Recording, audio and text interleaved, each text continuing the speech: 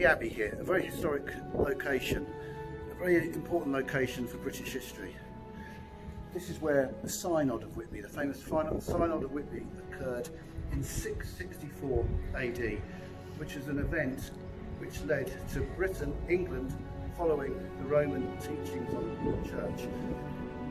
Christianity came to this country by the Celtic Church from Roman days and survived from Wales to Ireland and imported back to the mainland of Great Britain via Iona and St Columba. And they were isolated from Christian teaching for so long that they developed their own ways of doing things, particularly over how they celebrated Easter. Meanwhile, many years, hundreds of years later, through the St Augustine's mission to Kent, Roman Christianity came back in through southern England and they practiced Easter on a separate day. The Northumberland royal family, the Kingdom of Northumbria, was the most powerful kingdom in England at the time, and they had some members of the family celebrating Easter through the Celtic Church way, some through the new Catholic Church way.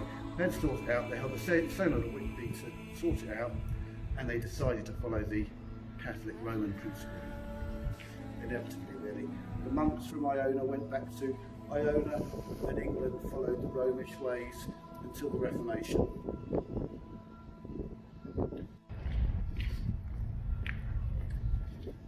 In 595 AD, Pope Gregory the Great was in a slave market in Rome, and he saw a boy standing there for sale. And he turned around and said, "Who is this boy? Where's he from?" And someone said, "He's an Angle." And Pope Gregory famously said, "He looks more like an angel to me." That's what inspired him to send St Augustine to England in 595. Now notice, he was a slave boy, an English Angle slave boy in the slave market in Rome. Have we got a chip on our shoulder about this? Do we go on about it? No, it's just an interesting story in our history. We don't bear a grudge about the enslavement of our own people. We put it behind us and move on.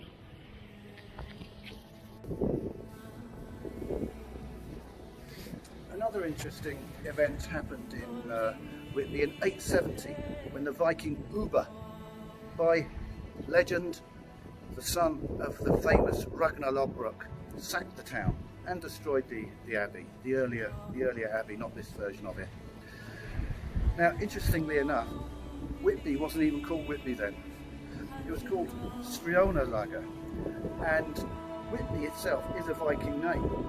D at the end signifies that, and because this area was heavily settled by Vikings, the Vikings are part of our ancestry as well, the descendants of Ubba and Ragnar Lodbrok.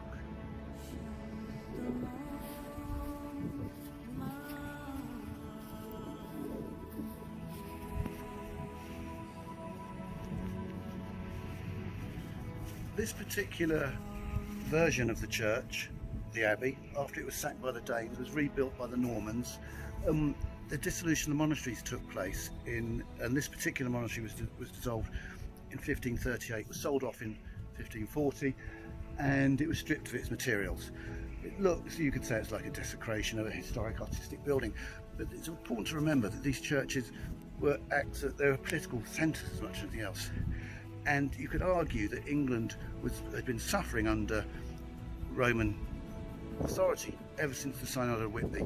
That's how the early Protestant reformers looked on it anyway, and so it was important to them to wipe out the traces of it, although they left this magnificent ruin. It was under Thomas Cromwell that this happened. This whole area was actually shelled by the Germans in 1914 in the First World War. Their navy sailed up here and fired shells which damaged the abbey.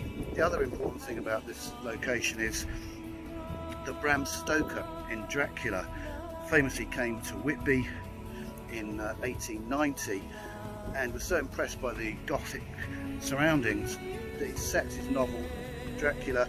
Dracula came in by sea and landed here when he wrote the book in 1897.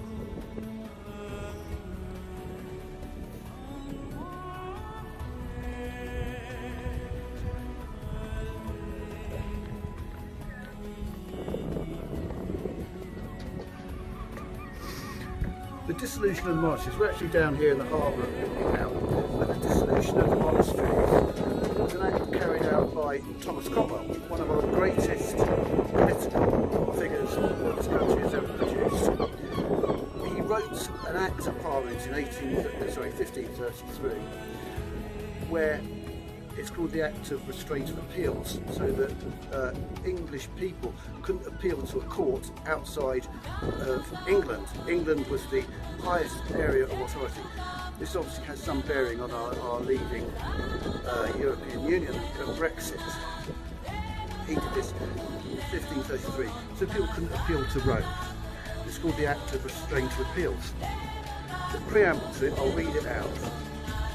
Whereby by diverse sundry old authentic histories and chronicles, it is manifestly declared and expressed that this realm of England is an empire and so has been accepted in the world, governed by one supreme head and king, having dignity and royal estate of the imperial crown of the same, under whom a body politic, compact of all sorts of degrees of people, divided in terms and by names of spirituality and temporality, be bounden and owe to bear next to God a natural and humble obedience, he being also institute and furnished by the goodness and sufferance of Almighty God and plenary and whole entire power, preeminence, authority, prerogative and jurisdiction to render and yield justice and final determination to all manner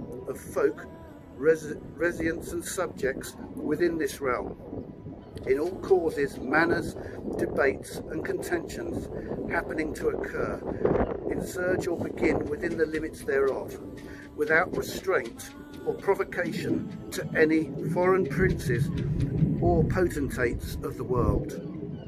That was one of the first nationalistic declarations ever in the history of this country by Thomas Cromwell in 1533.